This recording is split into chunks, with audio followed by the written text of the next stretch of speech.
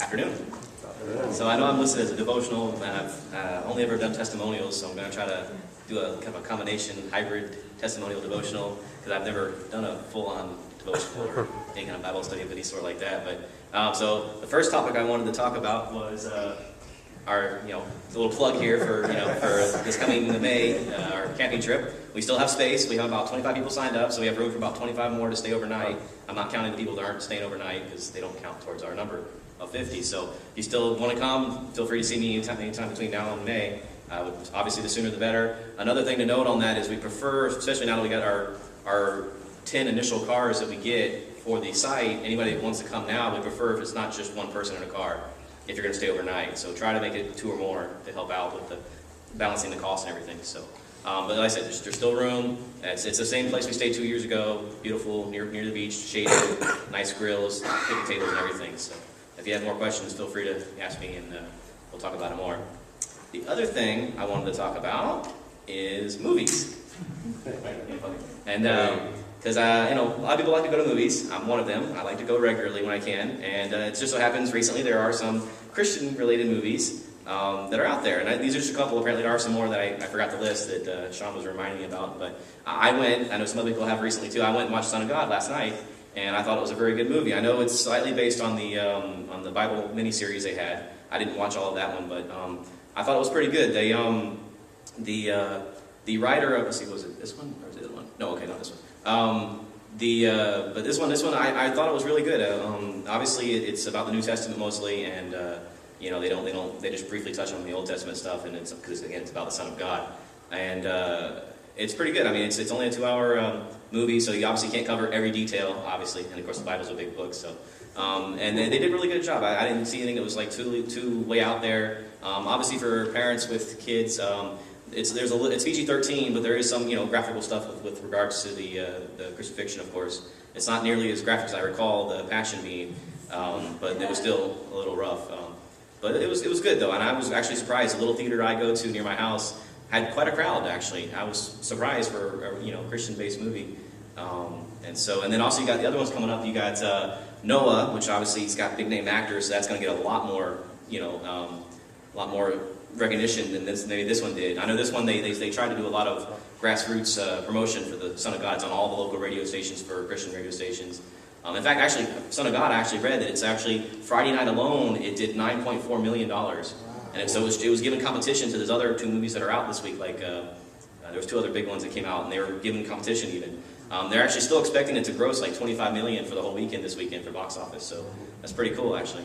But obviously Noah is going to be a bigger one because it's got big name actors in it. I read some stuff about it. It comes out March 28th, and I read about the writer of it. He wrote it, and then the producers or whatever, the studios tried to make different versions of it, and they tried to pitch those different versions to other focus groups to see if they were going to like it, and the reviews were so mixed that they actually had to go back to the original writer's version, and which is good because the original writer said he tried to stay very close to the facts and to the details about Noah. Obviously, he said Noah is just a short chapter, a short part of the Bible, and there's a lot of gaps, so there was some creative expression could be used in there, and obviously there is some stuff that's not going to be maybe word for word from the Bible, obviously, but still it's good to have some kind of Christian movies out there to get some recognition, and to get maybe stir things up a little bit, maybe, and get people talking, and one thing I read was like some people say it's going to give Christians an excuse to go to movies, not a reason, but that's neither here nor there.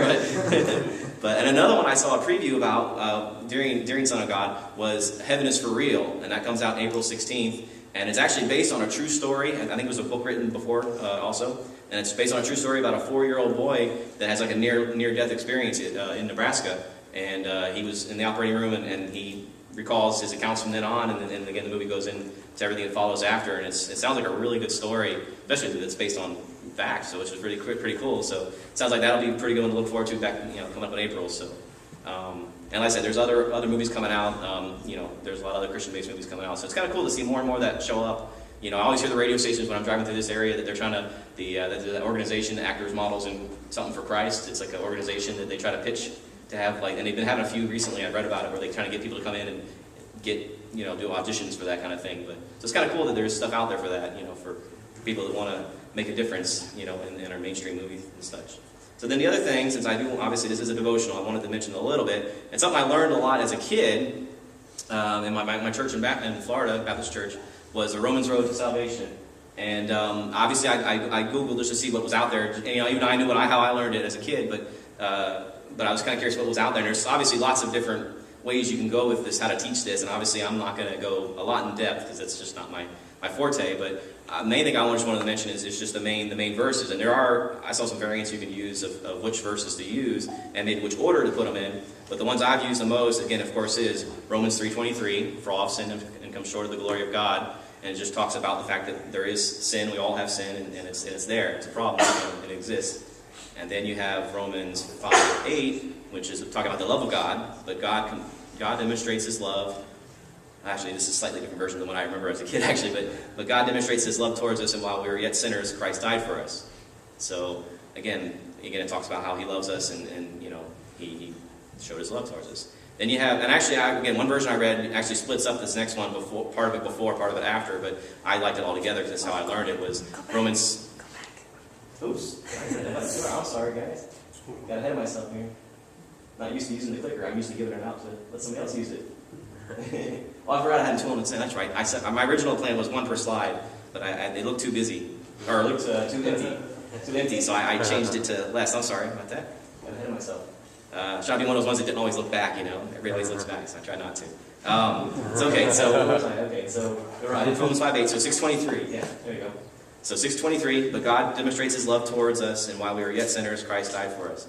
Or no, I got backwards. Yeah, for the wages of sin is death, but the gift of God is eternal life through Jesus Christ our Lord. Romans 6:23. And like I said, sometimes they split up the first part where for the wages of sin is death. They put that before 5:8, and then they go back to the second part. But to me, again, I learned it in the order where it was 3:23, 6:23, or see, there is. I'm reading off my notes here.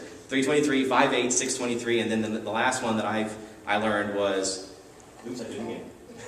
10:13, which is forever calls upon the name of the Lord shall be saved. So it was really cool. My pastor back in Florida, he actually made his business card where the front of it was the church information, on the back was these four verses. And it's, again, because they're so short, you can squeeze them all really tiny print, and at least the synopsis wise, and put them on the back of a business card, and you can hand them out. Like instead of having a big old track, you just have a little business card.